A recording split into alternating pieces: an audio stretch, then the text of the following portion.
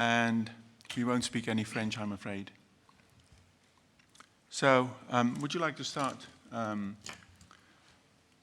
Opening match of the World Cup. What was it like? It was, yeah, I thought that the first 10 minutes we started the game really well. And then after that, we lost a bit of momentum. Obviously, England got a penalty. And we lost our way a bit. I think England played with an intent, an intensity, and we didn't get close to them, especially in our midfield. And then they got a second goal just before half-time. So first half, we were disappointed in terms of our performance, because I think that we could have played much better. But a lot of credit has to go to England, because I thought they played extremely well, especially from midfield to front. I thought the second half, we were better organised. We changed a couple of things tactically, and we finished the game extremely well. So over the piece of the game, I thought that the second half performance, that's more like us, and I was pleased with that. There was lots of positives. Okay. If you have wait for the microphone, please. And give your name and the medium that you work for, please. Hi, it's Chris McLaughlin from the BBC. Shelley, can I ask your thoughts on the penalty decision? Well, in the first instance, I think it was harsh. Obviously, there's rules in place. IFAB, I've got the rules. It's a hard job for the officials, and that's what VAR's there to do, to help them. By the letter of the law, it's a penalty, but I thought it was harsh. Does it make it all the more galling, if you like, that you have lost the game due to a decision like that, and perhaps due to a rule like that? No, I don't think so, Chris. I think that if you look at the first half, I thought after England scored, they were on the ascendancy and they created a few chances. So I think they were really dominant apart from that first 10 minutes. So if it had been the sole decision in 1-0, then I might have felt a bit worse, but I didn't think we played well. And as I say, you've just got to try and react to those decisions and try and get your game plan right after it. But we did lose a bit of momentum. And as I say, the rules are the rules. We can't change that. But I definitely thought the penalty was harsh.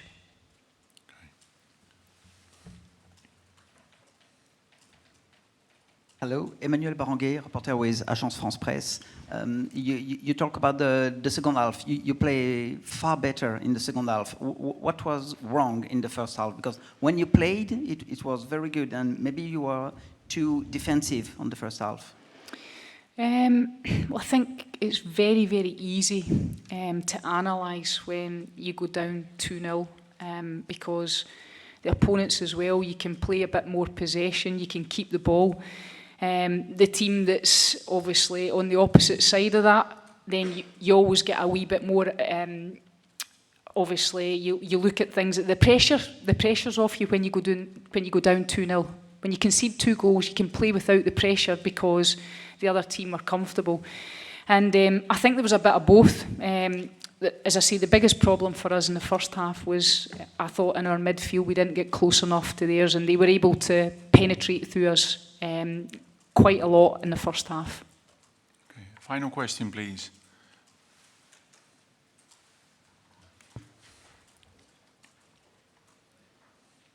Hi Shelley, Andy Scott from AFP. Just a word about the next game, what you might have taken out of the second half in particular today, looking forward to Japan.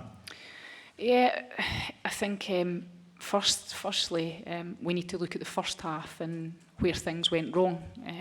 We're playing at a World Cup, so we need to scrutinise that because we weren't at our best in the first half. But you rightly said the second half, I thought we performed really well. I think the big thing for us now is we need to recover because that was a tough game. And we're going to face a tough Japanese team as well. So the important thing is to regroup, recover for the next couple of days. And then look at a game plan to try and get something out the Japan game. And that will be important for us. But there was lots of positives in terms of our attacking play in the second half. Bearing in mind that you can't attack all the time when you're playing teams that are higher ranked than you. You need to have a bit of patience. You need to be structured and disciplined and organised. And, you know, it's going to be a different type of game against Japan. But, you know, I was really pleased with our second half performance. So there's lots of positives. On that note, thank you very much. Good luck for the next couple of matches in the group. We will have the England coach here and the player of the match press conference shortly. Thank you very much. Thank you.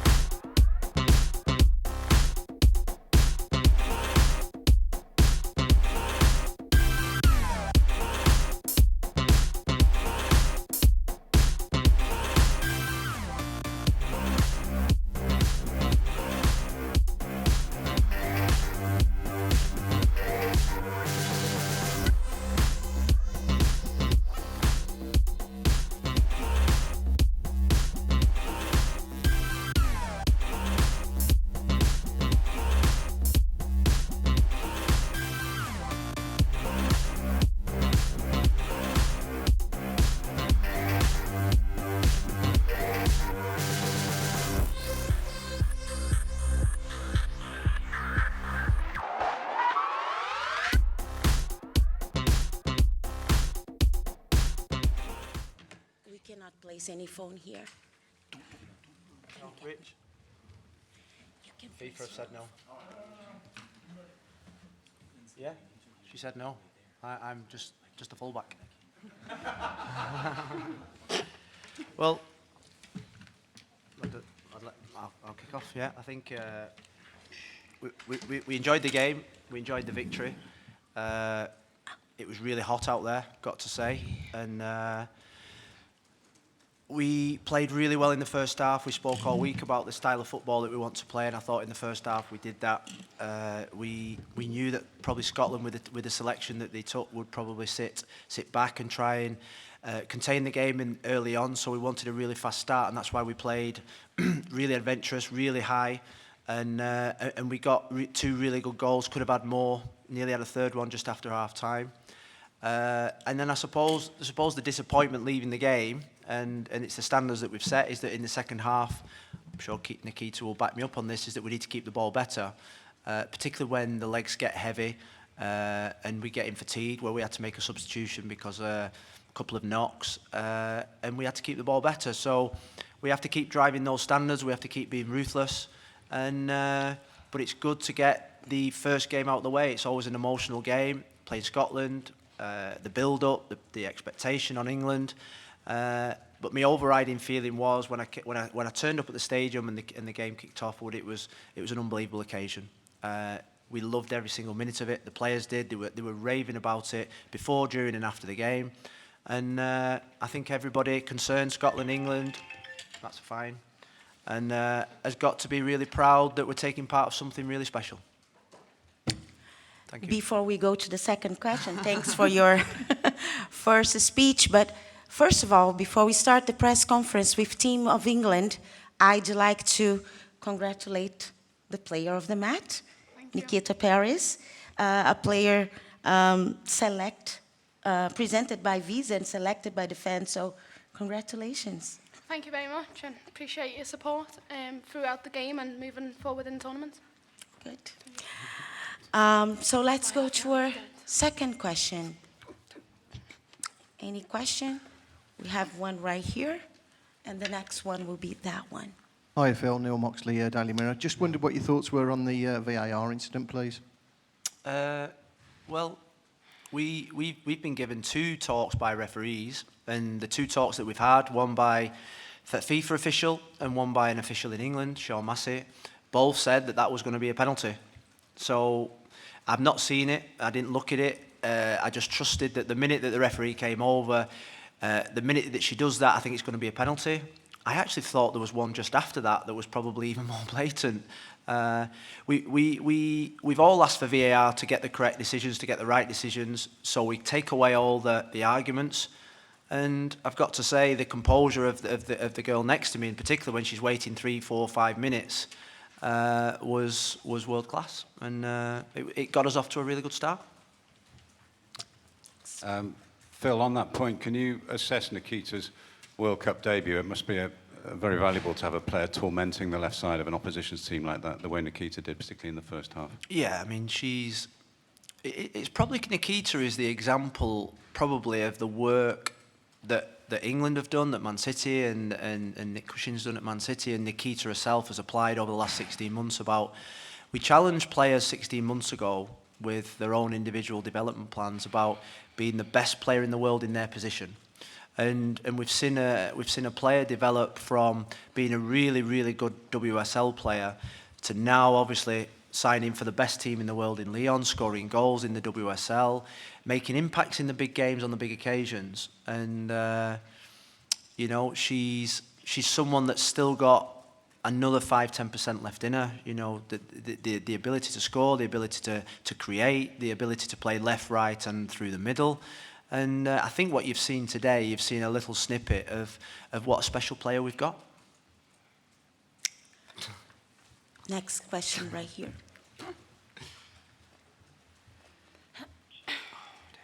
Phil, you congratulated your opponent very generously at the end. Was there a little bit of relief in there? No, not really. Even when we went to 2-1, I don't get nervous or overly excited. I just want us to play well. The result for me is a byproduct of the way that we're going to perform. And there was a 20-minute period in the second half where we just stopped moving. We stopped asking for the ball. We stopped passing it with speed, 1-2 touch. And then when they scored, it jolted us into actually starting to play again. I've got to say that I do have sympathy with both sets of players. That was a real tough environment to play for 90 minutes at the speed that we wanted to play. And what we've seen in the World Cup games so far, in particular, we've seen that the pitches are really big, and we've got to make sure that throughout the game we make the substitutions at the right time and we keep possession and conserve our energy. And 2-1 is a horrible score. It's a horrible score when you're on the touchline with, even when there was 84 minutes, you think, and we were keeping the ball. All it takes one attack. Emsley was going down the right. She puts a cross in. You think it only takes one little moment. So to finish the last 20 minutes like we did, I think it was actually the best thing for us. It keeps us on our toes. It means that we've still got lots to do. Next question here. Hi, congratulations on the performance and the win. The attendance was lower than many of us thought. There were fewer English fans, I think, than some of us thought. Is this a tournament that, as you go through it, you might have to do it without a hell of a lot of English shouting behind you? I mean, there was some noise, but it wasn't kind of like, for example, certainly the hosts obviously had, but it wasn't perhaps what we thought.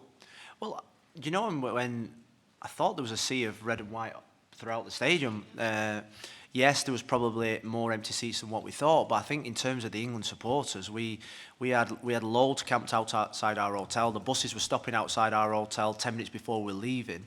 And actually, I was quite surprised by the level of support. I don't know what Nikita thought being out there, but I actually thought there was a brilliant support by us. And I do think when we get to Le Havre, there'll be more. And when we come back down to Nice, there'll be even more supporters. So I don't know what you thought, Nikita.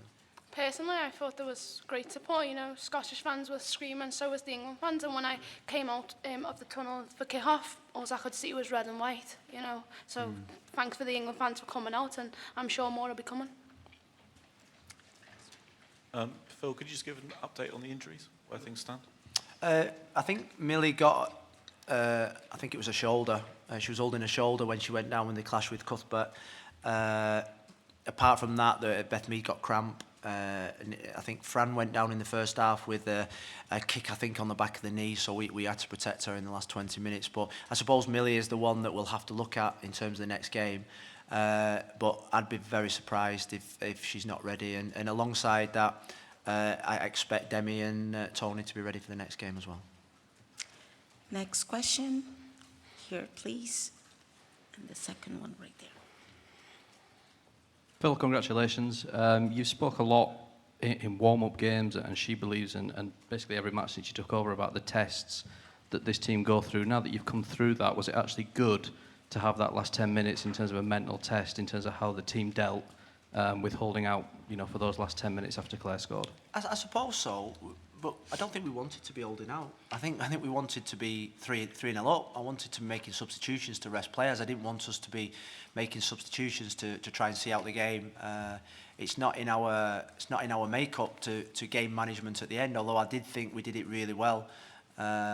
We had some outstanding performances today, and you know, I suppose as a coach, you want to keep driving those standards. It's the first game, you can't get carried away. We won't get carried away because we know we've got a lot to do. But I thought there was a period in that first half. There was a move down the right-hand side in particular when we kept possession of the ball, Steph into Lucy, back to Steph, into Keats, and then we got up the other end. I thought, I just want our players to play well. I want our players to play with the freedom and expression. And even the goal, somebody give it away, but they were trying to give it away. They give it away trying to do the right thing. They were trying to make the pass that we practice passing. So I'm never going to criticise my players for that. And the composure that they showed in the last 20 minutes, keeping possession of the ball, meant that Scotland really didn't have that many chances. And I don't think KB had a shot to save. Let's go with our last question. Congratulations, Phil. You said here that you're here to win the World Cup. Were there glimpses in that first half of a performance that can help you do that? We've got a long way to go to start talking about winning a World Cup. But I think what we've said in the last week is that we're going to give it our best shot. If we play to our full potential and we show the spirit and togetherness, like I said yesterday, the 2015 team, the team that's played in the last 12 months with me, then we've got a great chance of progressing in the tournament. But it's the first game. The first game's always the hardest one. The nerves, the tension, the expectation, the pressure. It's Scotland. What I loved in the first half, and what I've loved about today was we've had two meetings today. One was on the set plays and one was on my final message. And the players were so relaxed. Players were so relaxed in the meeting. And you can smell it with this group when they're fresh, when they're relaxed. They go out and play like they did in the first half with no fear. There should be no fear for this group. They're a really good set of players with good quality and good morals. And when I see them play like they did for the first 60 minutes, we're a good team. We're a good team that will progress in the competition. If we drop our levels, then it makes life tougher. Ask Nikita a question. I'm okay, guys. You know, I feel like I've answered all your questions walking through the mix zone, but feel free if you want. Bye then. Thank you all for being here. Thank you, Nikita. Thank you, Thank Phil. you very much. Thank you.